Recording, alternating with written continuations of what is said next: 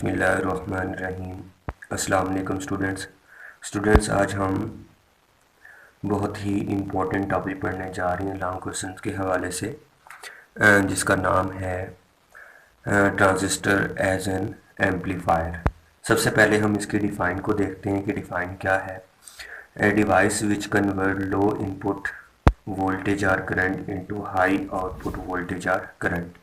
ऐसा डिवाइस है जो लो इनपुट वोल्टेज को कन्वर्ट कर रहा है किसके अंदर, हाई आउटपुट वोल्टेज के अंदर या करंट के अंदर कन्वर्ट कर रहा होता है। ऐसा डिवाइस क्या कहलाता है, हमारे पास एम्पलीफायर कहलाता है। इसे हम किसका नाम देते हैं, एम्पलीफायर का नाम देते हैं। अब हमारे पास इलेक्ट्रॉनिक्स के अंदर कोई भी सर्किट ऐसा नहीं होगा जिसके अंदर हम उसको बिल्डिंग ब्लॉक्स के तौर पर हम इसका इस्तेमाल ना करते हों या ट्रांजिस्टर का यूज़ ना हो। मतलब यूँ कह सकते हैं कि हमारे पास इलेक्ट्रॉनिक्स का हर एक सर्किट है, उसके अंदर हम ट्रांजिस्टर का क्या करते हैं, इस्तेमाल करते हैं। तो हम यहाँ पे क्या रखना होता है, अगर हम इसके अंदर कंस्ट्रक्शन को देखें कि हमारे पास ट्रांजिस्टर एज एन एम्पलीफायर जो है, इसका जो सर्किट होगा या डायग्राम होगी तो उसे हम कैसे अरेंज करते हैं। ये हमारे पास कंस्ट्रक्ट करने का तरीका कि हमारे पास एक वर्टिकल लाइन, साथ में दो लाइनें निकाल लें, मतलब 3 लेग्स 3 टर्मिनल्स होते हैं। ये हमारे पास उसका बेस कहलाता है, ये हमारे पास उसका कलेक्टर है और ये हमारे पास उसका क्या कहलाता है, एमीटर कहलाता है।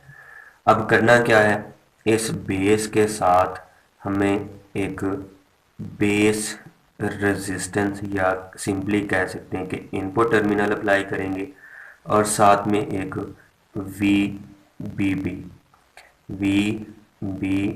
यानी कि बेस बाइसिंग वोल्टेज का हम इस्तेमाल करते हैं और इसे हमने कनेक्ट करवा देना है किसके साथ, एमीटर के साथ। ये हमारे पास कॉमन एमीटर कॉन्फ़िगरेशन है और इधर से हमारे पास है सेम इसी तरह से क्या करेंगे, इसके ऊपर भी रेजिस्टेंस लगा के साथ में एक हैवी बैटरी, जिसे हम सिंपली कह देते हैं कि हमारे पास VCC, हम इसके ऊपर क्या कर देते हैं, अप्लाई कर देते हैं।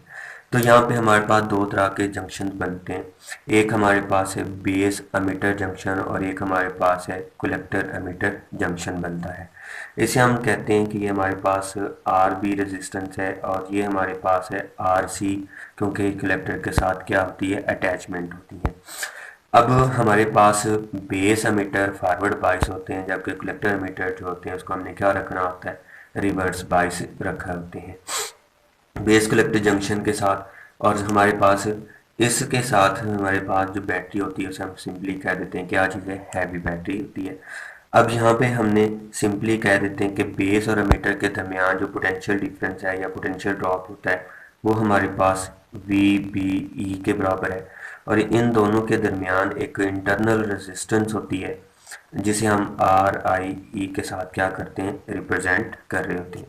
इसी तरह से हमारे पास कलेक्टर और एमीटर के दरमियान भी पोटेंशियल बैरियर होता है जिसके अंदर पोटेंशियल ड्रॉप होगा, उसे हम सिंपली कह सकते हैं कि वो हमारे पास है VCE। और यहाँ से हमारे पास कलेक्टर के करंट के पास करेगा उसे हम सिंपली कहते हैं IC और बेस के अंदर से जो करंट पास करेगा उसे हम सिंपली कह देते हैं कि वो हमारे पास क्या होता है, IB होता है।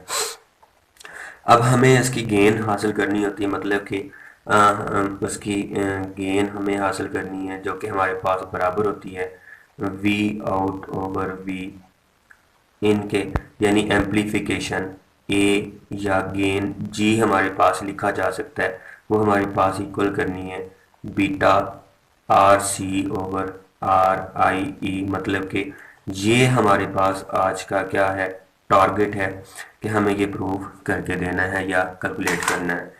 तो हम यहाँ पे उसके अलग-अलग से कर लेते हैं कि हमारे पास इनपुट पे क्या डिपेंड होगा सर, और इसी तरह से हमारे पास आउटपुट के ऊपर जो है वो क्या होगा।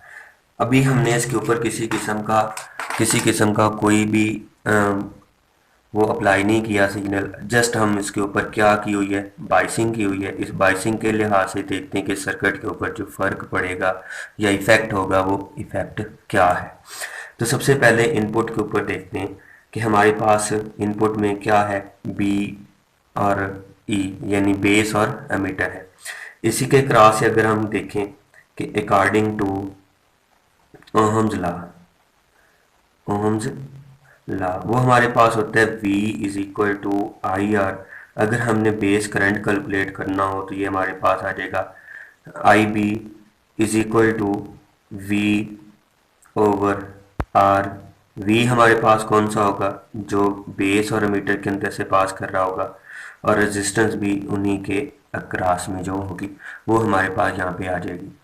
अब हमने क्या करना है यहाँ पे कि अगर देखें तो ये हमारे पास है I B base current, V B E over, ये हमारे पास किसकी वैल्यू आ जाएगी, आर आई ई। इसको हम नाम दे देते हैं इक्वेशन नंबर 1 यानी बेस करंट की वैल्यू आ गई। फिर हमें पता है गेन का फार्मूला वो हमारे पास बराबर होता है आई सी ओवर आई बी के इक्वल। अगर हम यहाँ से आई सी की वैल्यू निकालें तो वो हमारे पास आ जाएगा बीटा इंटू आई बी वैल्यू आ जाएगी।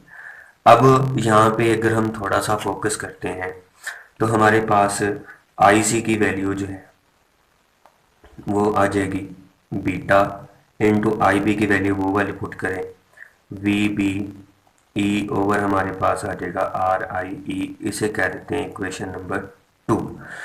अब आउटपुट में आए तो आउटपुट के अंदर क्या था, तो यहाँ से हमारे पास VCC अप्लाई करना है। मतलब VCC है रेजिस्टेंस R है यानी कलेक्टर करंट के क्रॉस से, तो रेजिस्टेंस के क्रॉस में पोटेंशियल ड्रॉप होगा, और फिर हमारे पास VCE के क्रॉस में भी क्या होगा। तो यहाँ पे हम लिख देते हैं कि हमारे पास अप्लाई किरचॉफ वोल्टेज लॉ। वो क्या थे कि हमारे पास sum of all the potential changes along a या along a close path will be equal to 0 के इक्वल होता है। तो यहाँ से स्टार्ट कर लेंगे तो ये हमारे पास आ जाएगा VCC माइनस। तो यह हमारे पास करंट कौन सा पास करेगा, IC वाला। तो यहाँ पे लिखेंगे IC RC माइनस। तो ये हमारे पास आगे पोटेंशियल ड्रॉप है कलेक्टर और मीटर के दरमियान में, तो यहाँ से पोटेंशियल भी ड्रॉप होगा, जिसे हम सिंपली क्या लिख सकते हैं कि VCE इज इक्वल टू 0। तो VCE को हम सिंपल कह सकते हैं कि ये हमारे पास क्या चीज़ है, V आउट है। तो यहाँ पे हमारे पास रिलेशन आ जाएगा VCC माइनस ICRC माइनस आ जाएगा आपके पास V आउट, और ये 0 के बराबर आ जाएगा। तो यहाँ से V आउट की वैल्यू निकाल लें, वो आ जाएगा हमारे पास VCC माइनस ICRC, ये हमारे पास आ गया। अगर हम इस IC की वैल्यू ये वाली पुट करें तो क्या रिलेशन बनेगा हमारे पास, V not is equal to VCC minus, इसकी जगह पे आ जाएगा हमारे पास beta VB E over RIE into हमारे पास आ जाएगा IC। ये इक्वेशन आ जाएगी हमारे पास नंबर 4 इक्वेशन। अब हमने क्या करना है, अगर हम इनपुट सिग्नल अप्लाई करते हैं, मतलब कि यहाँ पे अगर हम कोई भी सिग्नल अप्लाई करें, ये हमारे पास सिग्नल अप्लाई हो गया, तो यहाँ पे आउटपुट सिग्नल भी हमें चेंज होके मिलेगा, यानी कि ये हमारे पास इनपुट सिग्नल था। जब इनपुट सिग्नल अप्लाई किया तो क्या होता है, फोकस कीजिएगा कि हमारे पास VBE जो था उसके अंदर स्मॉल चेंज आएगा, जिसे डेल V इनके साथ लिख सकते हैं। इसी तरह से हमारे पास जो बेस करंट था IB, उसके अंदर भी हमारे पास स्मॉल चेंज आ जाएगा, जिसे हम डेल IB के साथ लिख सकते हैं। इसी तरह से यहाँ पे जो V आउट था उसके अंदर भी स्मॉल चेंज आएगा, और यहाँ पे हमारे पास जो कलेक्टर करंट था यानी IC, उसके अंदर भी हमारे पास क्या आ जाएगा, स्मॉल चेंज आ जाता है। ये तब होता है जब हमने क्या किया है, सिग्नल अप्लाई किया। जहाँ पे देखेंगे कि व्हेन इनपुट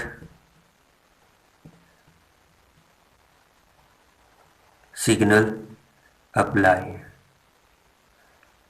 अप्लाई किया तो क्या हुआ इसके अंदर रिलेशन में कि हमारे पास जो बेस करंट था वो चेंज हो गया किसके अंदर, आई बी प्लस में डेल आई बी।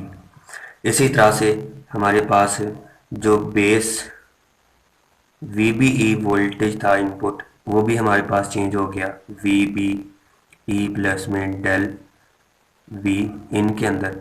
और इसी तरह से हमारे पास जो आई सी कलेक्टर करंट है उसमें भी चेंज आएगा। वो कितना होगा, वो आएगा आई सी प्लस में डेल आई सी। इसी तरह से जब हम देखते हैं कि वी आउट को, तो उसके अंदर भी क्या आना होगा, चेंज होगा। वो हमारे पास है वी नॉट प्लस में डेल वी नॉट। तो अब हमने करना क्या है, यहाँ से सिर्फ और सिर्फ वोल्टेज के अंदर जो चेंजेस आई हैं हमने सिर्फ यहाँ से वो उठा लेनी है, पिक कर लेनी है। अब वो हमने कैसे करना है, मतलब कि वोल्टेज चेंजेस जो है वो यहाँ पे इक्वेशन नंबर 4 के अंदर पुट कर देना है बाई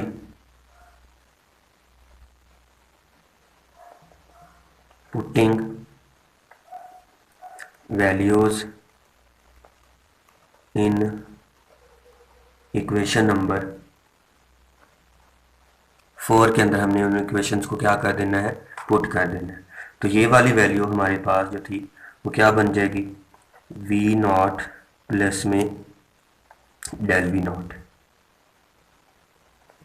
इज इक्वल टू, और साइड पे क्या फ़र्क पड़ेगा, ये आ जाएगा हमारे पास V C C minus beta R C over R I E into, इसके अंदर जो चेंज था वो हमारे पास है वी बी ई माइनस हमारे पास आ जाएगा डेल वी इन। ये हमारे पास क्या आ जाएगा, डेल वी इन। अब हमें क्या करना है, इसको अंदर मल्टीप्लाई करेंगे तो ये आ जाएगा वी नॉट प्लस में del V not is equal to V C C minus beta V B E over R I E into हमारे पास आ जाएगा आर सी, माइनस माइनस मिलके क्या हो जाएंगे, प्लस हो जाएंगे। तो ये हमारे पास आ जाएगा beta del V in over हमारे पास यहाँ पे प्लस है तो प्लस माइनस माइनस ओवर आ जाएगा हमारे पास आर आई ई इंटू क्या आ जाएगा आई सी। इसे हम कह देते हैं कि इक्वेशन नंबर क्या है, 5 इक्वेशन है। अब हमें क्या करना है, इक्वेशन नंबर 5 में से इक्वेशन नंबर इस 4 को क्या करेंगे, सब्ट्रैक्ट करेंगे। जब सब्ट्रैक्ट करते हैं तो हमारे पास क्या रिलेशन आता है, लेफ़्ट वाली से लेफ़्ट निकाल लें, राइट वाली से राइट निकाल लें। तो ये आ जाएगा हमारे पास वी नॉट प्लस में del V not minus V not is equal to, इधर से आ जाएगा हमारे पास V C C minus beta V B E over R I E into R C minus beta del V in over R I E into R C. Minus करनी है ये वाली इक्वेशन, तो ये हमारे पास आ जाएगा minus V C C minus minus मिलके क्या बन जाएगा, प्लस। तो यहाँ पे आ जाएगा beta V B E over R I E into R C. अब देखें कि यहाँ पे हमारे पास कुछ वैल्यूज़ कैंसिल हो सकती हैं। वी नॉट से वी नॉट गया, वी सी सी से वी सी सी गया, minus V beta V B E के साथ प्लस बीटा वी ई के चला गया। बाकी हमारे पास जो रिलेशन बच गया वो क्या है, V out is equal to, इधर से बच गया minus beta del V in over हमारे पास आ गया R I E into R C. तो हमें क्या कैलकुलेट करना है, V out over V input. तो यहाँ पे हमारे पास आ जाएगा वी आउट ओवर वी, इनको बोथ साइड पे क्या कर देंगे, divide. V in is equal to minus beta, बाकी क्या बच गया हमारे पास R C over R I E. यही हमारा आज का क्या था, मतलूबा था मवाद के हमने इसको कैसे कैलकुलेट करना है। तो यहाँ पे हमारे पास जो नेगेटिव साइन है वो ये बता रहा है कि हमारे पास इनपुट सिग्नल्स का जो फेज शिफ्ट है, फेज शिफ्ट कितना हमारे पास 180 डिग्री। अब इसका मतलब क्या है कि अगर हम यहाँ पे इनपुट के ऊपर सिग्नल ये अप्लाई करते, ये वाला सिग्नल हमने इनपुट के तौर पर दिया, ये हमारे पास उसकी इनपुट है, तो हमें आउटपुट के ऊपर कैसे मिलता है। तो आउटपुट में एम्पलीफाई होके क्या होके मिलता है, इन्वर्ट होके मिलता है। ये हमारे क्या मिलती है, उसकी आउटपुट मिलती है। तो यहाँ से एमसीक्यूज पॉइंट है कि हमारे पास फेस शिफ्टिंग जो होती है ट्रांजिस्टर एज एन एम्पलीफायर के अंदर वो कितनी है, वो हमारे पास कितनी होती है, 180 डिग्री होती है। तो ये था हमारे पास ट्रांजिस्टर एज एन एम्पलीफायर। अब इसी के साथ हमारे पास एक थोड़ी सी चेंज है जिसे हम कहते हैं ट्रांजिस्टर एज एन स्विच के तौर पर हम इसका कैसे इस्तेमाल करते हैं। तो स्विच के तौर पर हम इस्तेमाल करने के लिए किस तरह से कंस्ट्रक्ट करेंगे, तो उसके लिए हमारे पास डायग्राम है कि हमारे पास वही कॉन्फ़िगरेशन है। सिंपली करना क्या है, यहाँ से आर बी को उतार लेना है, यहाँ से किसको उतार लेना है, आर सी को। इसकी जगह पे क्या अप्लाई कर देना है, एक स्विच, और यहाँ पे क्या अप्लाई कर देना है, एक लैंप कनेक्ट कर देना है। बाकी सारे का सारा प्रोसेस वही है। अब यहाँ पे हम देख सकते हैं कि हमारे पास एक बीटा गेन था जो कि बराबर था आई सी ओवर आई बी के। यहाँ से अगर हम आई सी की वैल्यू निकालें तो वो हमारे पास आ जाएगा बीटा आई बी के इक्वल आ जाता है। अब देखें कि अगर हमारे पास यहाँ पे स्विच क्या है, ओपन है, तो इसके अंदर से हमारे पास आई बी बेस करंट जो है वो फ्लो नहीं करेगा। मतलब कि अगर हमारे पास स्विच एस जो है वो ओपन है तो हमारे पास बेस करंट की वैल्यू जो होगी वो क्या होगी, ज़ीरो होगी। जब बेस करंट नहीं होगा तो हमारे पास कलेक्टर करंट भी पास नहीं करेगा। जब कलेक्टर नहीं होगा तो लैंप क्या रहेगा, यहाँ पे ऑफ रहेगा। मतलब कि यहाँ पे सिंपली कि हमारे पास कलेक्टर करंट भी कितना हो जाएगा, ज़ीरो हो जाएगा। फिर अगर हम स्विच को क्या कर देते हैं, क्लोज किया, तो आई बी की वैल्यू जो है वो is not equal to zero, then हमारे पास कलेक्टर करंट जो है वो भी ज़ीरो के इक्वल नहीं होगा। जब कलेक्टर ज़ीरो के इक्वल नहीं होगा तो करंट पास करेगा, यहाँ से कौन सा करंट, आईसी करंट पास करेगा, सर्किट कंप्लीट हो जाएगा, तो लैंप हमारा क्या हो जाएगा, ऑन हो जाएगा। तो इस तरह से हम ट्रांजिस्टर को एज एन स्विच के तौर पर भी क्या कर सकते हैं, इस्तेमाल कर सकते हैं। सारे का सारा प्रोसेस वही, ट्रांजिस्टर एज एन एम्पलीफायर कि हम ट्रांजिस्टर को एम्पलीफायर के तौर पर कैसे इस्तेमाल करते हैं। अगर उसके हम सिर्फ और सिर्फ रेजिस्टेंसेस को यानी इनपुट और आउटपुट टर्मिनल्स को उतार के वहाँ पे स्विच और लैंप का इस्तेमाल कर लें तो हमारे पास वही ट्रांजिस्टर जो है वो एज ए स्विच के तौर पर क्या करता है, काम करता है। यहाँ पे हम देख सकते हैं कि स्विच ओपन था तो किसी किस्म का करंट पास नहीं कर रहा था, यानी कि हमारा लैंप जो था वो हमारे पास क्या रहता है, ऑफ रहता है। वो क्या रहता है, ऑफ। इसी तरह से यहाँ पे अगर हम देखें तो लैंप हमारे पास क्या हो गया, ऑन हो जाता है। यहाँ पे हमारे पास लैंप क्या हो जाता है, ऑन हो जाता है। तो स्टूडेंट ये था हमारा topic transistor as an amplifier और ट्रांजिस्टर एज ए स्विच के तौर पर। उम्मीद है कि समझ आई होगी। ओके, अल्लाह हाफिज़।